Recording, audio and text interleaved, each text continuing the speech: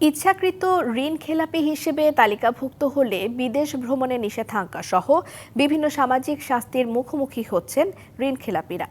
এতে খেলাপি ঋণ আদায় কিছুটা বাড়ছে, তবে নীতিমালা জারি করে তা যথাযথভাবে বাস্তবায়ন করতে পারছে না কেন্দ্রীয় ব্যাংক। তাই এটি বাতিল করার উদ্যোগ নিয়েছে ব্যাংক খাতের নিয়ন্ত্রণ সংস্থাটি। বিশ্লেষকরা বলছেন যে ঋণ খেলাপিদের শ্রেণীবিন্যাস না করে দ্রুত খেলাপি ঋণ কমিয়ে আনার কার্যকর উদ্যোগ নিতে হবে।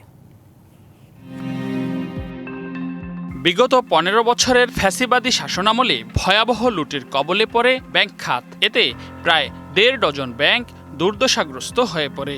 নামে বেনামে ব্যাংক থেকে অর্থ লুটে নেয় আওয়ামী লীগ সরকার সংশ্লিষ্ট প্রভাবশালীরা।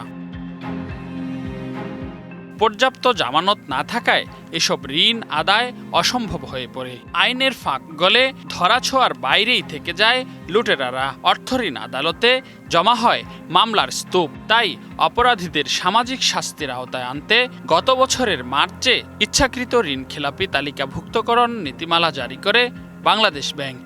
এই তালিকায় অন্তর্ভুক্ত হলে নানামুখী শাস্তির মুখে পড়তে হচ্ছে ইচ্ছাকৃত ঋণ খেলাপিদের। Japan Bangladesh joint venture company JBS holdings limited.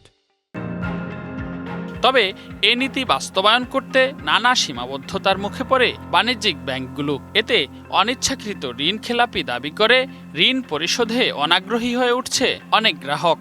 এছাড়া নীতি অপব্যবহারের অভিযোগও দিন দিন বাড়ছে। এমন বাস্তবতায় সব ঋণ খেলাপিকে এক কাতারে আনতে ইচ্ছাকৃত ঋণ খেলাপি নীতিমালা বাতিল করার উদ্যোগ নিয়েছে বাংলাদেশ ব্যাংক। দুই ঋণ খেলাপির মধ্যে যারা ইচ্ছাকৃত না তারা নিজেদেরকে মনে করছে সুপিরিয়ররা, আমি তো ঋণ খেলাপি তো জেনুইন কারণে হয়েছে, সুতরাং আমাকে কিছুই আপনারা করার দরকার নেই। নতুন ভাবে একটা চিন্তা ভাবনা করা হচ্ছে যে একে কি আবারও একই জায়গায় ফিরে যাওয়া কিনা। বিশ্লেষকরাও বলছেন ঋণ খেলাপিদের মধ্যে শ্রেণীবিন্যাস না করে এটি আন্তর্জাতিক সীমার মধ্যে নামিয়ে আনতে কার্যকর উদ্যোগ নিতে হবে। আমারটা পূর্বেই চলে গেছে, এখন এই পর্যায়ে আমার মনে হয় যে ইচ্ছাকৃত অনিচ্ছাকৃত এই পার্থক্যটা এটা এখন ইরিলেভেন্ট হয়ে গেছে। আমাদেরকে খেলাপি ঋণটাকে যৌক্তিক পর্যায়ে নামিয়ে আনা, এটাই মূল লক্ষ্য হওয়া উচিত। গভর্নর আহসান এইচ মনসুরের দায়িত্ব নেয়ার পর প্রকাশ্যে আসতে শুরু করে বিগত সরকারের আমলে লুকিয়ে রাখা খেলাপি ঋণের প্রকৃত চিত্র। চূড়ান্ত প্রতিবেদন প্রকাশ না হলেও জুন শেষে এ অঙ্ক ৬ লাখ কোটি টাকা ছাড়িয়েছে বলে জানান সংশ্লিষ্টরা। রেদওয়ানুল হক, ডিবিসি নিউজ, ঢাকা।